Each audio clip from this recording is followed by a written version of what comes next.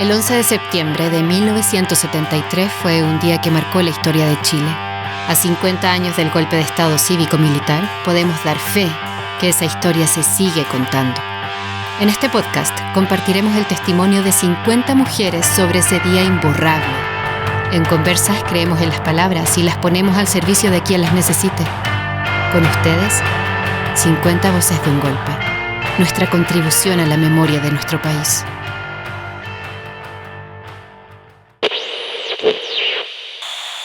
Yo me llamo María Elena Dubochel, soy actriz, directora teatral, pertenezco la mayoría de mi vida al Ictus. Tengo un hijo que también es actor, Julio Dubochel. Tengo 80 años, he cumplido 80 años orgullosamente. Soy uno de los vejetudes del Ictus, pero con una juventud acumulada, eso no te quepa la menor duda. El 11 de septiembre de 1973 yo estaba en mi casa y yo estaba casada con Julio Jung. Yo venía llegando de un viaje a Europa y me vine rápidamente porque me acuerdo que venía con un terror. Yo salí justo después del tanquetazo y esa cuestión me dejó inquieta. Y me volví rápidamente porque se hablaba, se rumoreaba de que era o guerra civil o golpe de Estado. Y nos levantamos en la mañana y lo primero que escucho, a las 9:30, era la radio Magallanes, que decía que había problemas, que había un levantamiento militar. Ese día nosotros teníamos una entrevista, Julio, yo, la Bélgica Castro y Alejandro Sieveking en la casa de Raúl Ruiz. Y la cita era a las 11. Julio transmitía las noticias de, no me acuerdo cómo se llama, el noticiero Chile Films, que queda donde está actualmente también Chile Films. Y lo primero que dijo, vámonos inmediatamente a Chile Films para ver qué está pasando realmente. No pudimos entrar porque ya habían apostado, pero era gente del barrio. No militares, gente del barrio que tenían sacos de ¿cómo se llama?, de tierra para no poder entrar, una trinchera prácticamente, pero eran vecinos. Entonces nos fuimos directamente, ya la angustia empezaba a sentirse y nos fuimos al Piedragógico, que nosotros le decíamos al Piedragógico Macul. Y cuando vamos llegando, ahí sí llegaron los militares, hubo que salir de nuevo. Y nos dirigimos a la casa, nos costó mucho llegar a la casa de Raúl. Cuando estábamos por llegar a la casa de Raúl, ya sabíamos de que iban a bombardear La Moneda.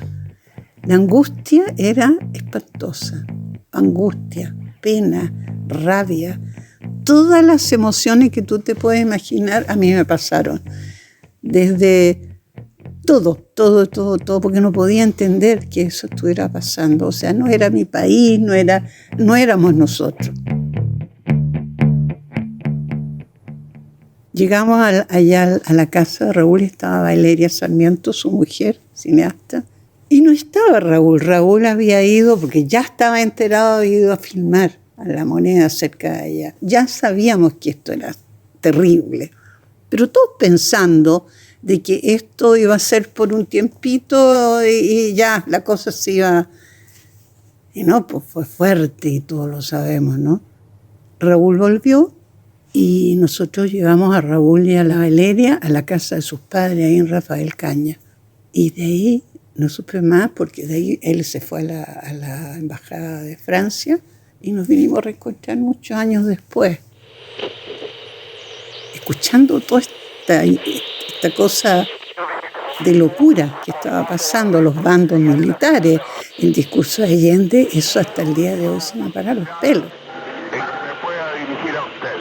Imagínate lo que era escuchar ese discurso en ese momento. No, era una cosa que, mira, me produce la misma sensación terrible.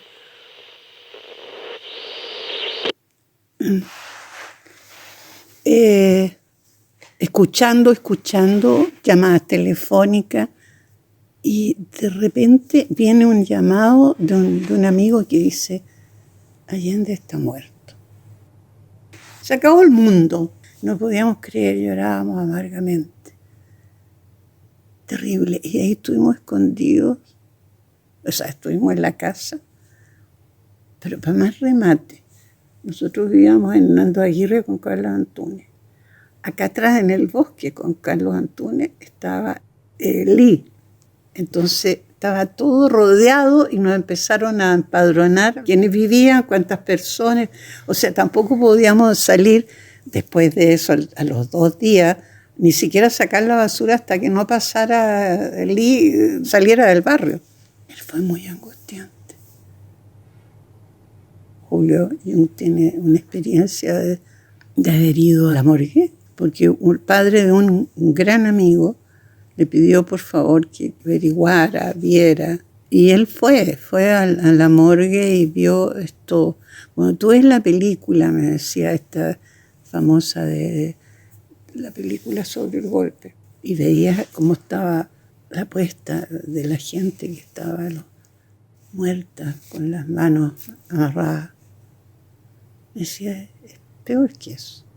Lo que pasa es que tenía el privilegio por ser actor, porque La Manivela en esa época era un programa que todo el mundo lo veía, lo dejaron entrar. Si no, no podía entrar.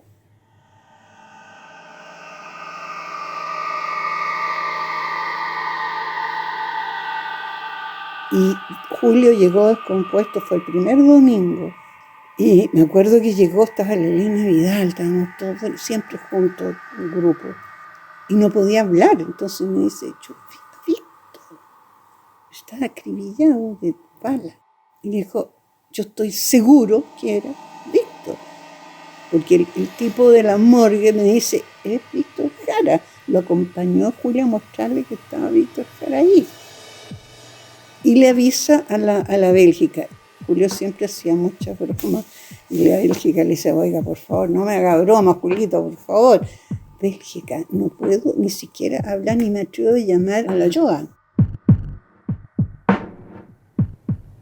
Nosotros me refiero a Julio, me refiero a Héctor, Humberto de Bochel, Orieta Escama, la compañía de los 4. Estábamos en una gira en Venezuela, Colombia, Puerto Rico, Estados Unidos, universidades. Mis hermanos con esta compañía salían todos los años. Ellos tenían el Petit Rex, el teatro Petit Rex, y salían todos los años en gira, que ya la habían organizado hacía como 4 o 5 años que estaban haciendo esta gira. Lo hacían normalmente y era un poco lo que mantenía el dinero para mantener la compañía. Y esta vez, Orieta tuvo que ir a Lima, Perú. Entonces tenían gira y me llaman. Me dice, María Elena, ¿puedes reemplazar por 3 meses a Orieta? Yo le digo, fantástico, ¿poder respirar? Nosotros estábamos con Julio aquí en el Instituto Chileno Francés, con una obra de Yossó, pero fantástica, y yo le propongo a Julio, le digo, mira, son 3 meses, quiero respirar un poco también. La Anita Kleski nos reemplazó. Y partí. Pero la Orieta, efectivamente, a los 3 o 4 meses volvió. Y era su lugar. Y vuelve justo, creo que fue el mes que volvió, fue el veto, Julio Jung, Héctor, Humberto, Orieta Escame, prohibido entrar al país. Y nos reíamos al comienzo, decíamos, peligroso ni para nadie. Después nos dimos cuenta, claro, que en cada país que estábamos hablábamos en contra de la dictadura, en contra de Pinochet. Claro, ahí está, pero peligroso, por favor. Y ahí supimos lo que era el exilio. Tuvimos un castigo terrible, pero también de una experiencia que nos sirvió increíble y de una solidaridad, especialmente lo que era el gobierno venezolano en esa época. Gente, presidente sensacional. Cuando nosotros regresamos con Julio, nosotros veníamos con protección del gobierno venezolano. Hay una anécdota muy linda porque el ICTU nos tenía un pasaje para Buenos Aires por si acaso.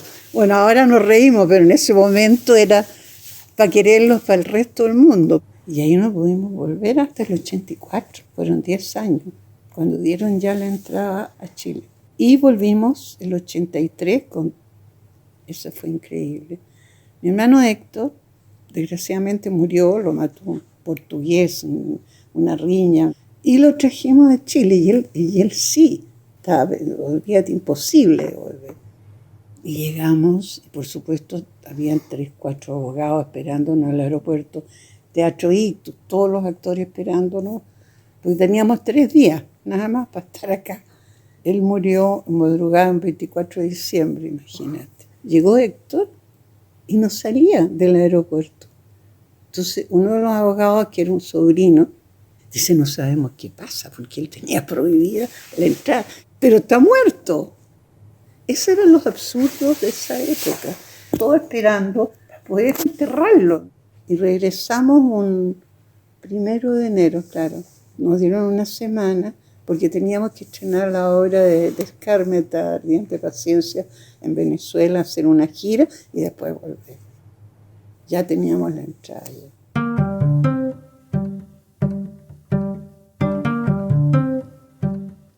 Es que uno no piensa en uno. O sea, eso me pasó a mí. Yo no pensaba en mí, pasaba lo que estaba pasando y las posibles muertes que se podían producir.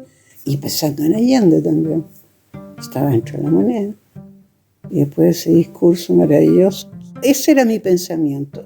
Y yo creo que mucha gente que nos arriesgamos durante la dictadura muchas cosas, no por ser valiente, porque te decían, pucha, que eres valiente.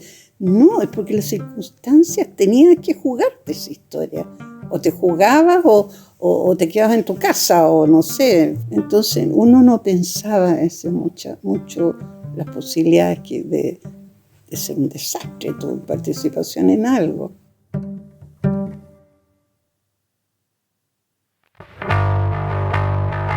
«50 voces de un golpe» es una idea original de Conversas, Oficina de Comunicaciones. Diseño sonoro, Francisca Alvier. Diseño gráfico, Constanza Fernández. Voz, Carolina Villanueva. Producción de entrevistas, equipo de periodistas de Conversas. Nuestros agradecimientos a todas las mujeres que generosamente quisieron ser parte de este trabajo, que busca hacer una contribución a la memoria de Chile a 50 años del golpe cívico-militar del 11 de septiembre de 1973.